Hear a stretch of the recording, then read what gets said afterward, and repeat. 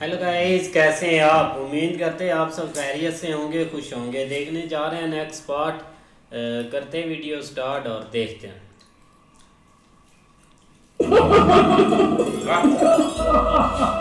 इधर भी बस क्या बात है। इधर तो भाई टाइट उड़ रही यहाँ पे है, बसंत है यार। पेचे लग रहे हैं। ये रहे नकल की। अरे दौड़ तो पकड़ो।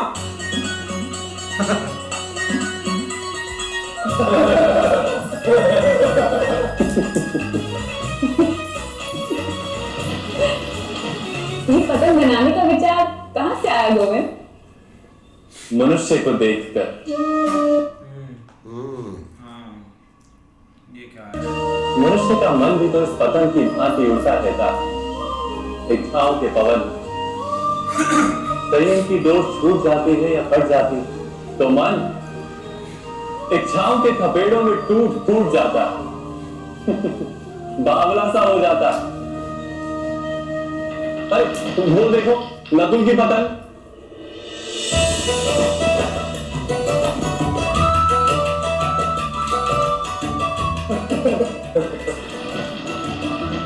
कभी कभी मनुष्य किसी दूसरे के कारण भी तो संयम खो देता है।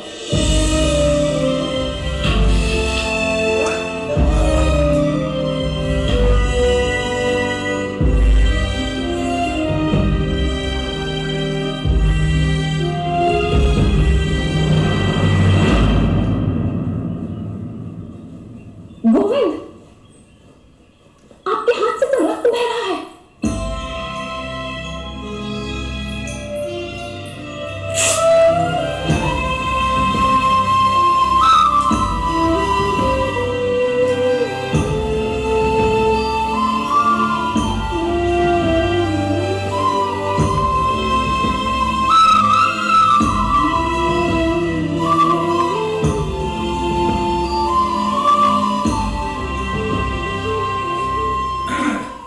डोर जब तक पतंग को अंकुश में रखती पीड़ा नहीं होती, किंतु जब पतंग डोर को खींचती तो वैसे पतीली कट जाती है।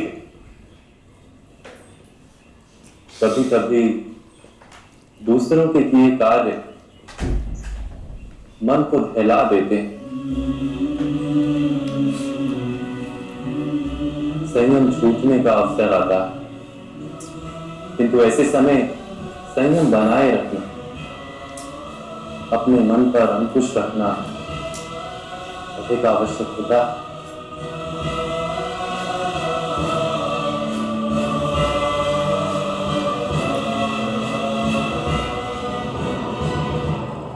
क्या हमारे साथ भी ऐसा कुछ होने वाला है गोविंद? हाँ, माँ मशकूरी ने यही चाल चली है। दृश्य देख लेते हैं। नहीं सही, मैंने कहा था मैं मनुष्य का स्वभाव देखकर उसके भविष्य के कार्यों का अनुमान लगाता हूं।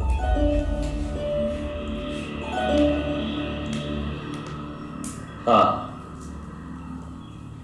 पांडवों की सफलता देखकर धृतराष्ट्र के पुत्र अवश्य कोई कांड करेंगे। और ऐसे समय तुम्हारे लिए सबसे मूल्यवान जो भी उसकी रक्षा करोगे, हाँ, तो दुख में से भविष्य के सुख का मार्ग अवश्य प्राप्त हो। हाँ।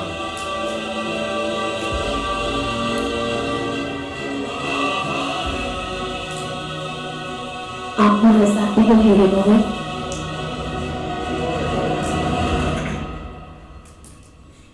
मुझे द्वारका की रक्षा के लिए जाना होगा।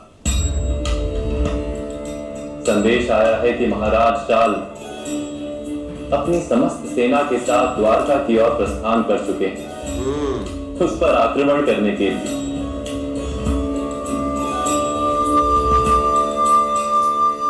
किंतु मैं तुम्हारे साथ ही हूं सदा। हाँ, संयम की छूटी हुई डोर को फिर से पकड़ लेना सही। मन को खोने मत देना। मैं तुम सबके मन में बसा यदि मन हो गया तुम्हारा ये गोविंद, ये कृष्ण भी हो जाएगा, ये कृष्ण भी हो जाएगा।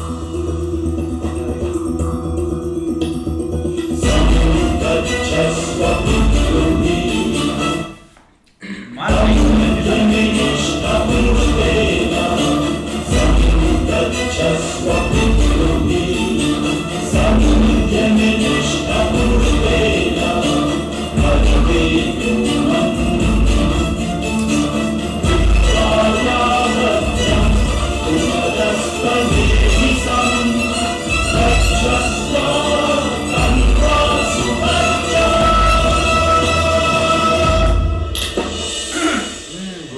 इधर भाई पास से मम्मी ने शुरू कर दी है दोबारा। पांडव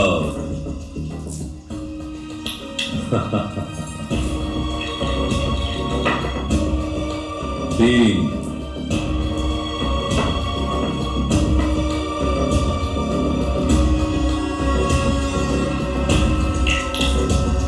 महाराज की जय हो। महामंत्री विदुर प्रवेश की अनुमति मांग रहे हैं। अनुमति है। है।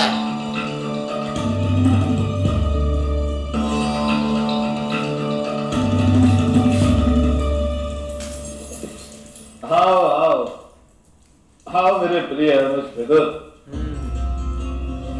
अब इस पर भी गुस्सा निकाल। तभी तो दूर से हाथ मिला रहा है।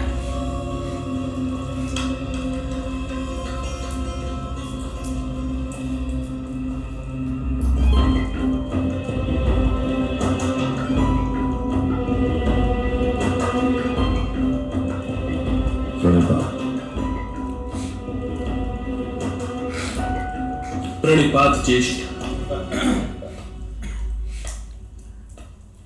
आज तुम्हारा हृदय आनंद से भर जाए, ऐसा समाचार दूंगा तुम्हें।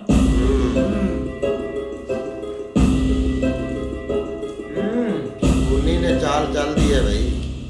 मैं उत्सुक हूं ज्येष्ठ। पांडु के पुत्रों की सभा में दुर्योधन और पांडु पुत्रों के बीच जो भी कुछ हुआ, द्रौपदी की कन्या को खड़े रहकर राज्य की व्यवस्था के विषय में बोलना पड़ा, वो सब उचित नहीं था। अच्छा। और उसका दुख मुझे और दुर्योधन हम दोनों को है।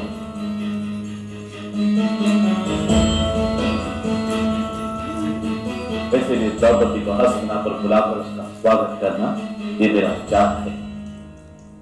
वैसे भी सदाकर बुलाकर उसकी बेइज्जती करेंगे। उसके साथ योग्य व्यवहार नहीं हुआ था विदुर।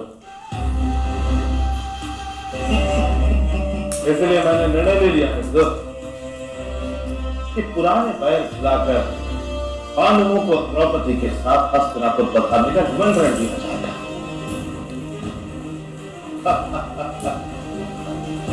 कैसा चाचा है, कैसा राजा है। द्रौपदी को उचित सम्मान और आनंद प्राप्त हो, ऐसी व्यवस्था की जाएगी।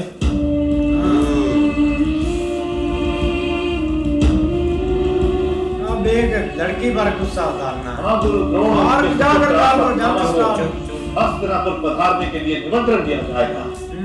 ये है ही मूर्ख।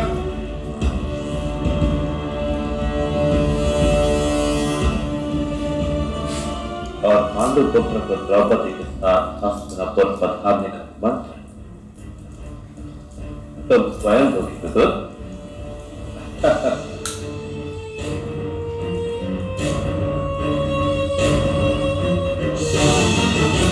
बहुत अन्याय करने वाले पापी श्री यहाँ उपस्थित नहीं है ज्येष्ठ। तात्पर्य ये मेरा अनुभव रहा है ज्येष्ठ। कोई भी समाचार देते समय यदि भाभी श्री आपके साथ उपस्थित रहती हैं, तो वो समाचार सदैव आनंद देने वाला होता है। महामंत्री। जी महाराज।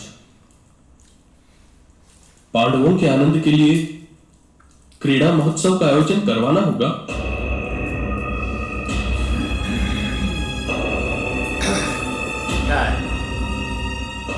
नहीं काकश्री, क्रीड़ा महोत्सव में तो शस्त्र निकाले जाते हैं और आप मेरा तथा भ्राता भीम का स्वभाव तो जानते हैं ना। यदि शस्त्र निकले तो कोई शस्त्र नहीं निकालेगा दुर्योधन।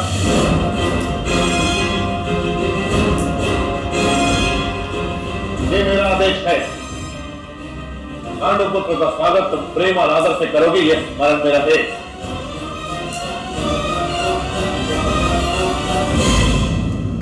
ये सिर्फ ना मस्का लगा रहे हैं और कुछ भी नहीं है। विदुर, शास्त्र और शस्त्र के साथ साथ युद्ध भी क्षत्रियों का एक गुण माना है। इसीलिए शक्ति और ज्ञान के साथ।